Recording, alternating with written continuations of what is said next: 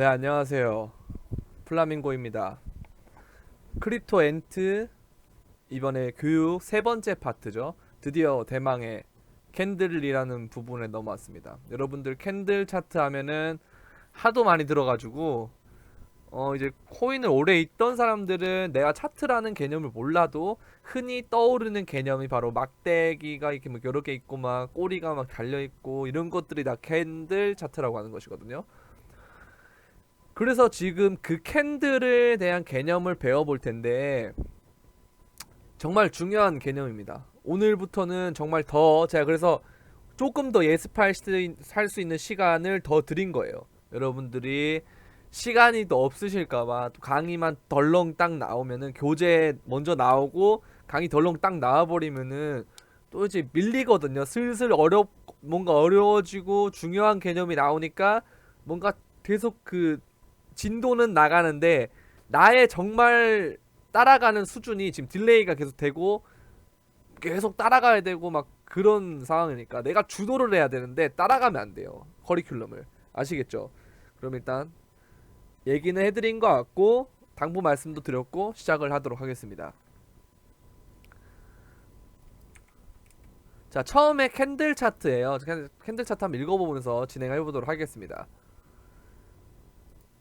자, 여기 보면은 차트는 여러 가지의 종류가 있다라고 했어요. 그래서 바, 선형, 캔들 등. 하지만 그 중에서도 가장 많은 정보를 담고 있고 우리가 봤을 때 직관적으로 보기 편해서 많은 사람들에게 널리 이용되고 있는 거죠. 그래서 저는 굳이 바 차트랑 선형 차트에 대해서 알려드릴 필요가 없는 게, 왜냐면은 이 캔들이라는 개념 안에 이렇게 바, 선형이 같이 들어가 있어서 여러분들이 이 캔들이란 부분을 확실하게 이해하고 넘어가면은 바랑 선형은 그냥 따라온다는 거예요. 그래서 별 쓸 일이 없다라고 봐도 무방하기 때문에 뭐 캔들 차트만 공부를 해도 무방하다는 결론이 나오는 거죠.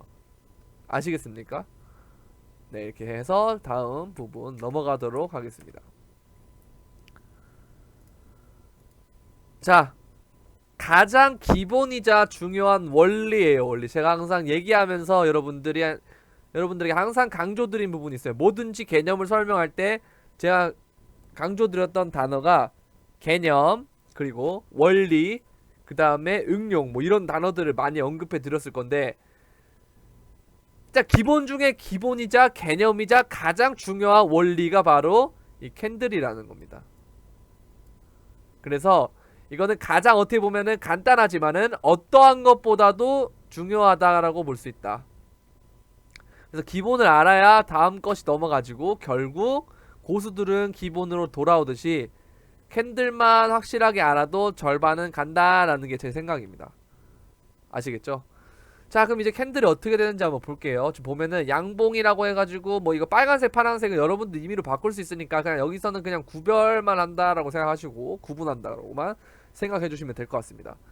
자, 보면은 자, 이제 차트가 이렇게 진행이 되면은 여기 고가가 있을 것이고 여기 저가가 있을 거죠. 이게 만약에 뭐 1시간 동안의 차트다, 차트의 흐름이다 이러면은 얘가 최고가가 있을 것이고 최저가가 있을 것이고 그 다음에 시작한 가격인 시가가 있을 것이고 그 다음에 마지막 1시간 땡 칠 때 마지막 가격인 종가가 있을 것이죠.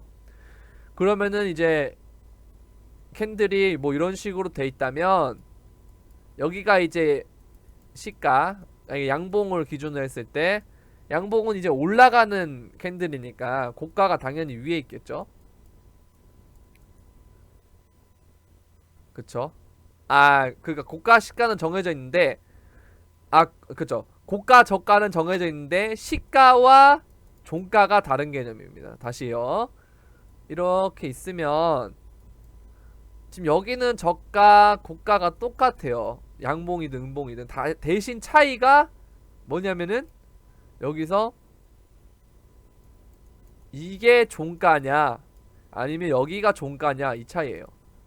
그러니까 양봉은 시작 가격보다 종료 가격이 높기 때문에 양봉이거든요. 그럼 당연히 시가가 종가보다 밑에 있는 거죠. 근데 반대로 음봉의 경우는 시가보다 종가가 떨어진 개념이기 때문에 시가가 종가보다 위에 있을 수밖에 없다는 거예요. 무슨 말인지 아시겠습니까? 그럼 여기서 이제 보합이라는 말은 이따가 뭐 도지라는 개념에서 배울 건데, 시가랑 종가랑 거의 같거나 비슷한 개념이 바로 보합세, 도지 뭐 이런 캔들이라고 불리는 겁니다. 자, 이제 캔들은 총 시가, 종가, 고가, 저가 이 4개의 신호를 담아내고 있고, 해당 시간 및 기간에 따른 총 움직임을 차트의 길이로 나타낸 것입니다. 여기서 꼬리랑 몸통이라는 용어를 활용함으로써 이러한 개념을 확장하는 겁니다. 그래서 꼬리, 여기를 이렇게 몸통이라고 부르고요, 여기는 꼬리라고 부르는 겁니다. 그래서 제가 이제 브리핑 같은 거 써드릴 때마다 뭐 윗꼬리에서 눌림을 받고 뭐 아랫꼬리에서 지지를 받았는데, 이런 말 하는 게, 캔들 하나만 봤을 때는 얘가 한 개의 정보밖에 없는데, 얘가 만약에 일봉이다 라고 하면 얘는 뭐 이렇게 하루 동안의 모든 움직임을 담아내는 거잖아요. 그래서 중간에 뭐 몸통의 개념이랑 꼬리의 개념이 어떻게 보면 더 중요해진다는 거죠. 이렇게 밑에 위에 꼬리 부분과 여기 이렇게 몸통 부분이 중요하게 받아들여진다는 거예요. 자, 다음 한번 넘어가 보겠습니다. 자, 그러면 뭐 꼬리 부분 알겠고 양봉 알겠고 음봉 알겠는데, 그럼 이제 이걸 어떻게 활용을 할 것이냐, 그러면 양봉과 음봉에 대해서 조금 더 자세하게 알아보자 라는 겁니다. 양봉은 이제 고가, 종가, 시가, 저가 이렇게 있는 거를 상승으로 마감한 아까 개념 다시 그냥 반복이 되는 거예요. 그 음봉도 역시 아까 제가 말씀드린 개념이고요. 자, 여기서 이제 장대 양봉과 장대 음봉의 개념인데, 이 장대 양봉과 장대 음봉은 종가와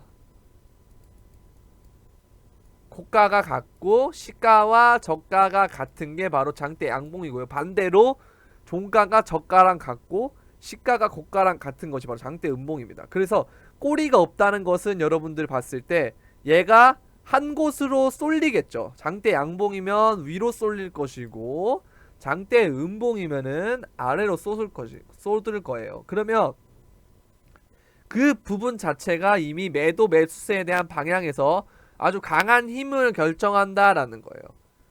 그럼 이 친구들을 만약에 얘가 만약에 일봉이다 라고 하면, 장대 양봉이 일봉에 떴다면, 그러면은 중간에 시봉이나 시간봉이나 뭐 분봉으로 나누면은 얘는 요렇게 추세각이 저번 시간에 배웠던 그 추세각이 강하게 상승으로 되는 경우가 많겠죠.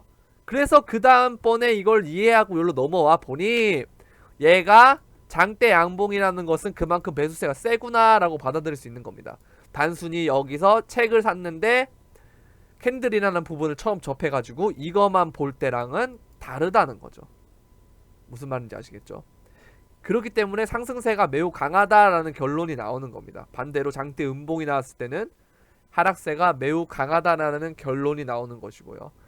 그래서 이제 뭐 읽어보면은, 뭐 캔들은 시가보다 종가가 낮을 경우에는 음봉, 높을 경우에는 양봉이라고 하며, 종가가 고가로 형성될 시에 보통 장대 양봉이 될 가능성이 높으며, 반대로 종가가 저가에 형성될 시에는 장대 음봉이 될 가능성이 높다.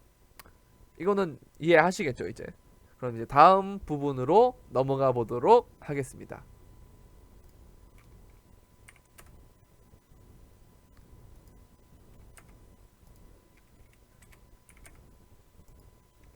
잠깐만요. 됐다.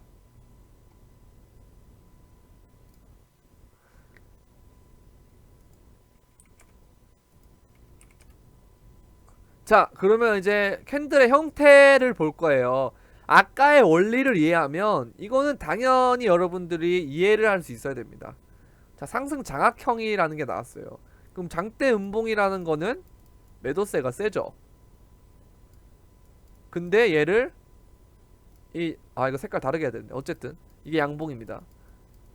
근데 얘를 장대 양봉으로 받았어요.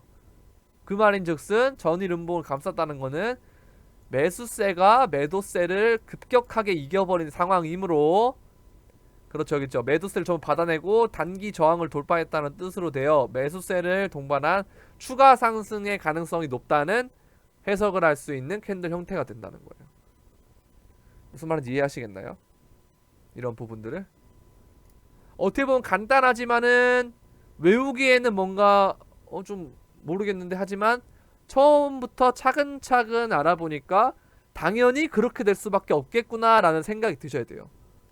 외우는 개념이 아니고 당연히 그렇게 되네, 이렇게 됐기 때문에 뭐 캔들이 장대 음봉 뭐 양봉 시가 종가 이렇게 돼 있고 이렇게 하니까 얘가 상승 장악형이 되면은 이렇게 되는데, 이거 상승 장악형이라는 단어를 몰라도 그냥 이런 캔들 모양이 이제 그냥 이제 이런 캔들 모양이 나오면은 아, 이거 매도세 덮어가지고 매수세가 매도세를 덮었네, 그래서 더 상승하겠구나 라고 여러분들이 판단할 수 있다는 거. 이게 바로 제가 말하는 응용이라는 거예요. 응용.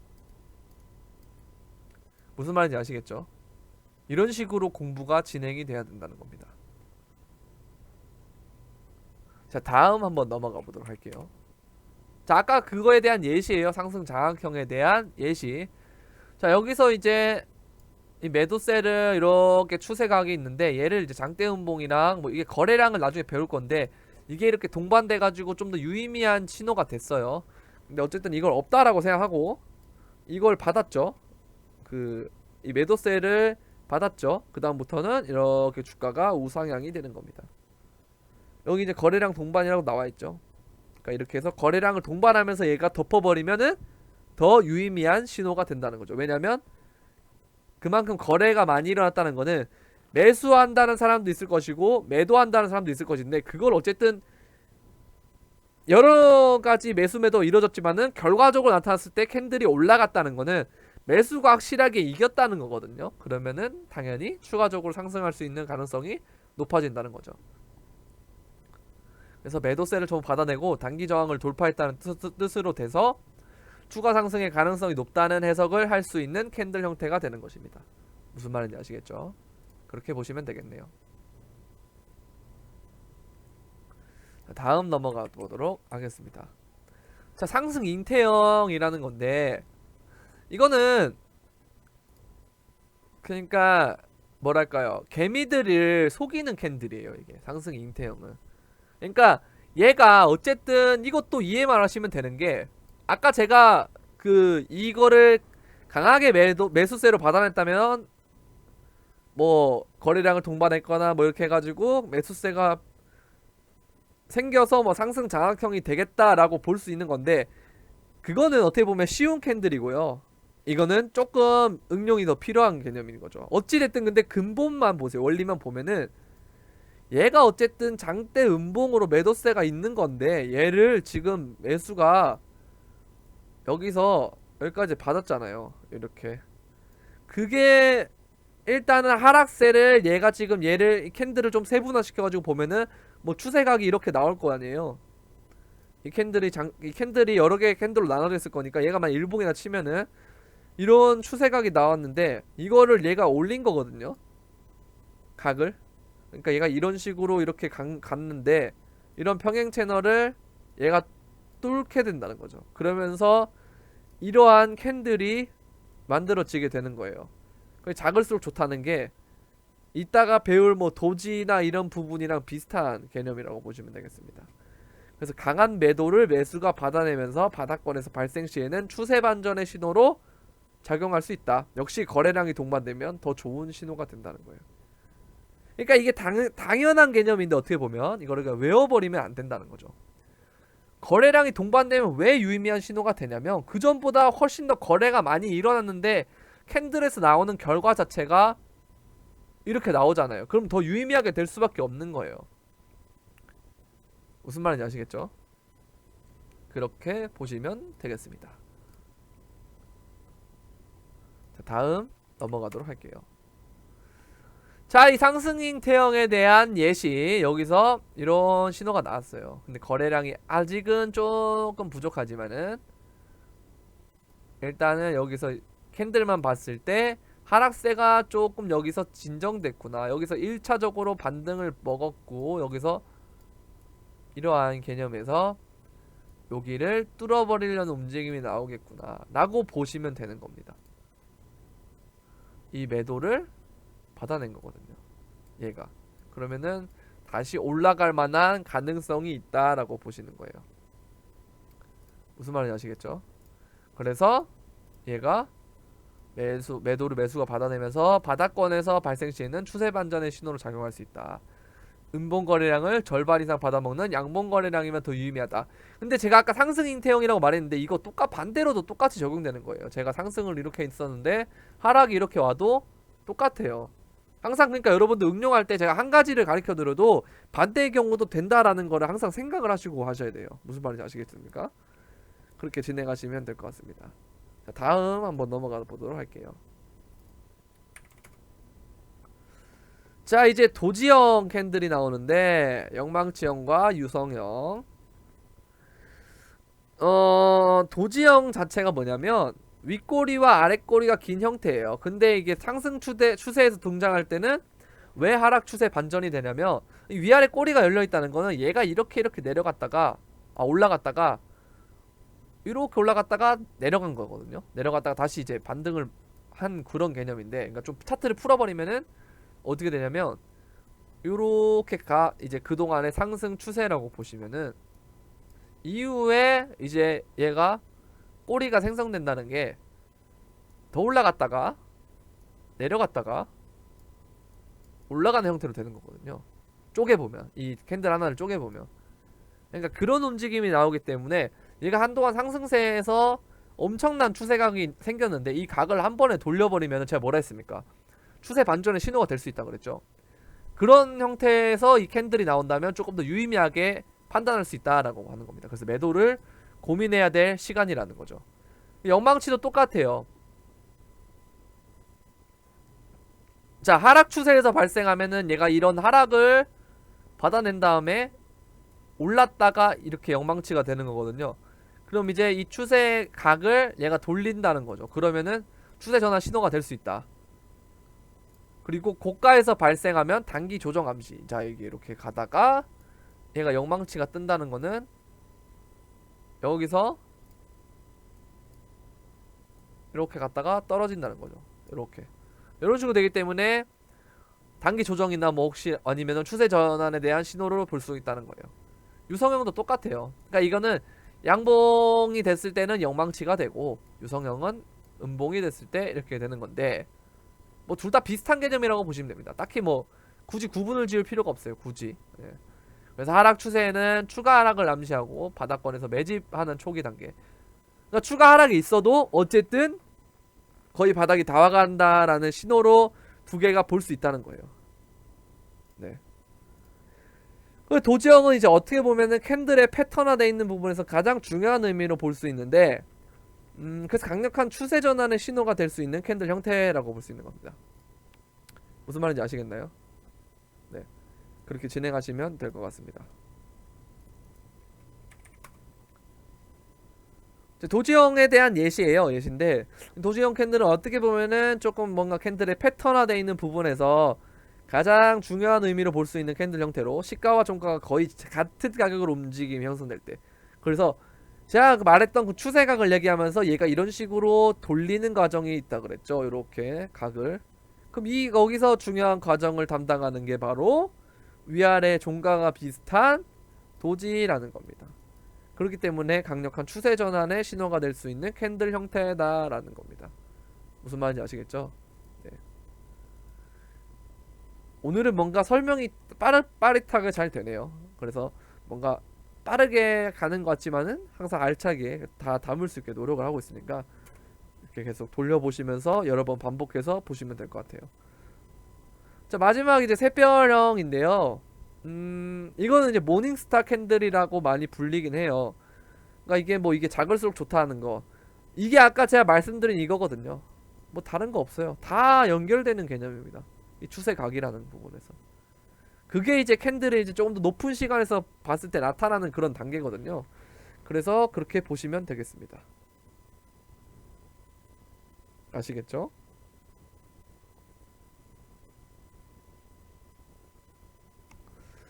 무슨 말인지 아시겠죠? 이렇게 하시면 될 것 같습니다.